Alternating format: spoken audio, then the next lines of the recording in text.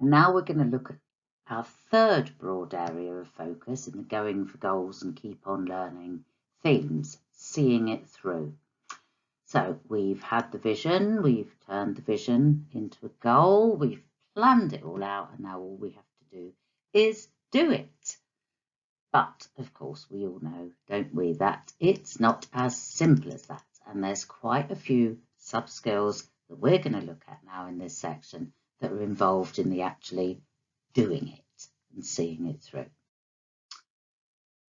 First sub-skill is taking the first step, which you'll probably know as well as I do is often the hardest step to take. And you'll all have experience, I'm sure, as I have, of putting off taking that step because of procrastination. And this is a lovely little activity, bit of fun from the Year 6 materials. So you basically tell the children that they're going to make a round to it. And when they ask what it is, you explain all the things that are going to be achieved when it's done. And I think the booklets here mention that desks will be cleared, paint pots washed out, bedrooms tidied, everything that needs doing in your own house will be done as soon as you get one of these. And then, of course, they make their own and they write down everything that they will achieve now they have got a round to it. I'm sure you've heard this before, but it still makes me laugh each time. Lovely little activity about really barriers to taking that first step. So this topic links again to a couple of the progression steps, mainly within what matters statements 2 and 3, 3 and 2 here I see on the slide, and they include a focus on achieving goals and also on focusing attention, which is another one of the sub-skills. In the SEL materials, there's a similar progression in learning outcomes. They're broken down here as focusing attention and resisting distractions, starting a task, overcoming boredom and frustration, persevering, trying again when you've been unsuccessful. We're calling bounce back ability. Same through, as usual, you know, they continue through Year 7, 8, and you can find those in the Learning Opportunity booklets. So when we've stopped procrastinating, we have to take the first step, and there's a lot of posters out there to encourage us, but again, they'll only work when we reinforce the message through modelling and scaffolding and the like. This is a wonderful, very short little clip, which I'd like to share with you, and you might like to share with children. Just a great little video of a pony plucking up the courage to step out of the table. So here it is.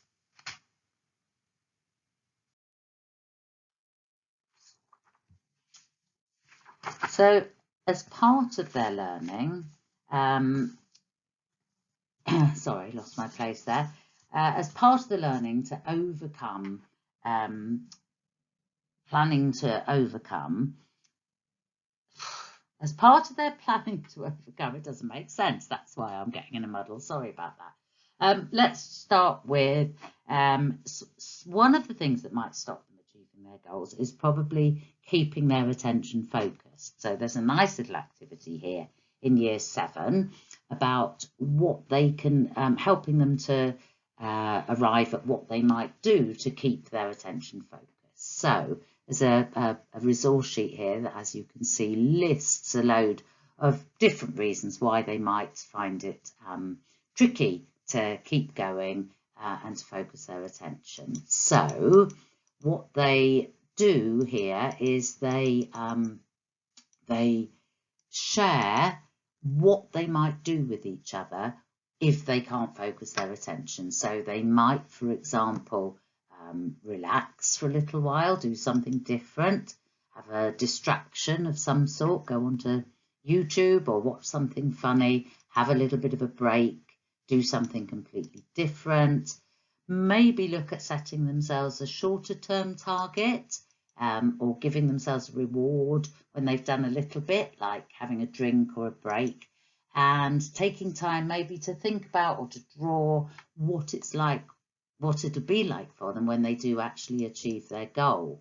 So it's quite a nice activity for them to engage in, and again, you then reinforce that, of course, through their normal classroom work.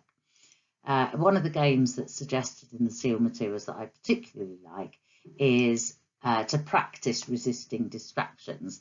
And that's where you get one person to sit in the group or in the middle of the class, and the job of all the other members who sit around is to try and distract them. So you give the person in the centre something really simple, like copying out something quite boring where they've got to do it in a certain time, and then the job is to try and succeed in distracting them from that. So that's quite a nice one too. But there's lots of different activities, of course, throughout the in the booklets throughout the age range. Linked to this is the third skill, which is to develop persistence. And this amazing video is an absolutely beautiful and quite moving introduction to the topic that you could actually share with any age group. So we'll have a look at that now.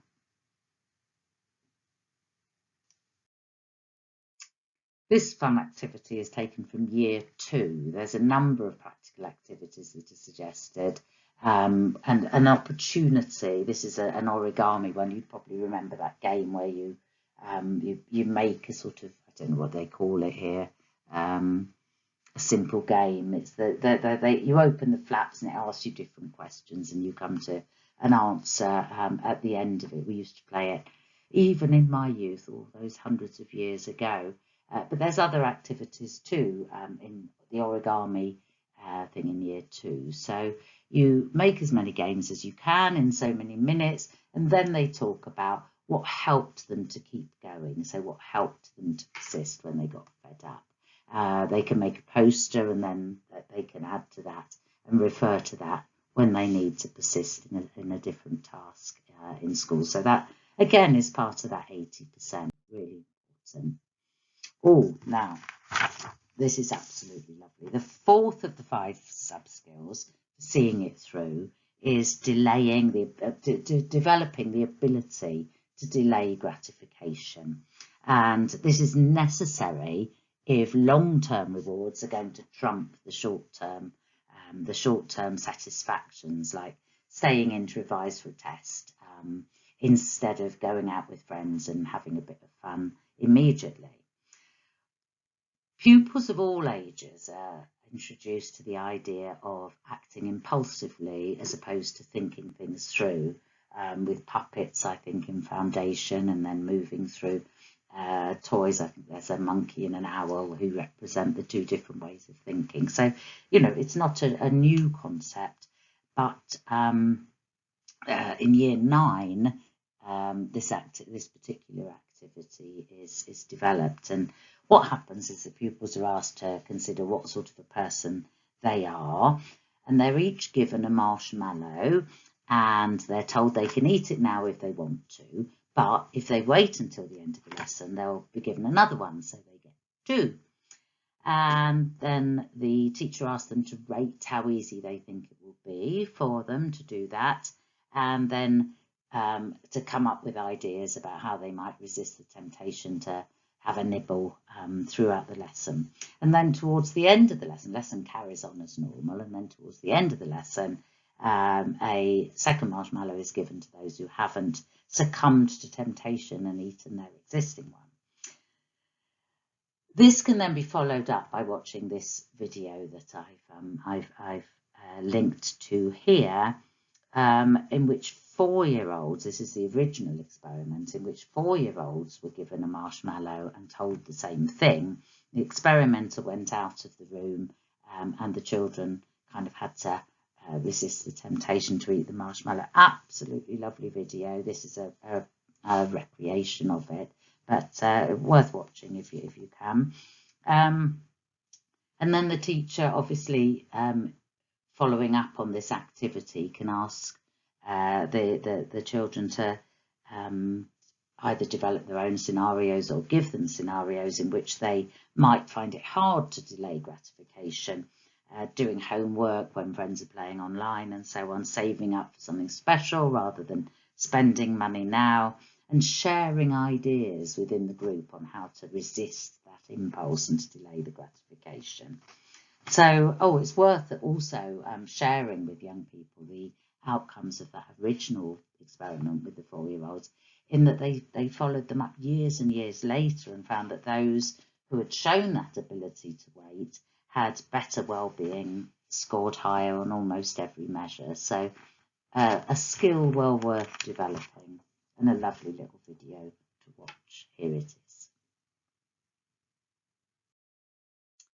Bounce back ability is the 5th and final sub-skill in this focus area, and it's about bouncing back from setbacks, overcoming disappointment and obstacles, and being prepared to try again when we failed.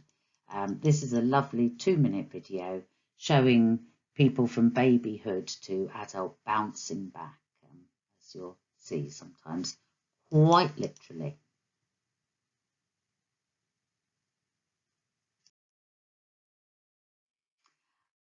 A number of the activities, this one's from the green materials for year 6, but there's quite a lot about people who have overcome adversities, and this is a really nice one in year 6. You have to match, there's a few descriptions and then the names of some celebrities or famous people at least, and you have to match the famous person with the description, and it's quite a nice one to do. But there's also now a lot more online that you can do. In fact, the internet's awash really with films about people bouncing back after adversity, and of course any subject this can be reinforced in, from PE to geography. There's always examples of people who have persisted and overcome obstacles to achieve their goals.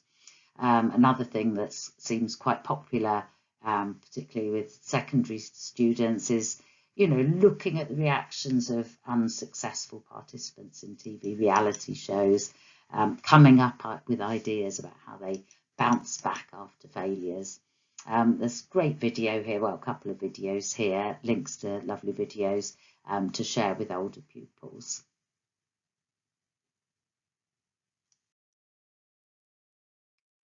Might explore quotes again as part of the reflection and inquiry and review. There are other ideas in the booklets, but some of these are, I think, can generate quite a lot of useful discussion. The second one there, focusing on the power of persistence. This is my particular favourite quote, or fridge magnet, as I like to refer to them. I'm sure we've all been there.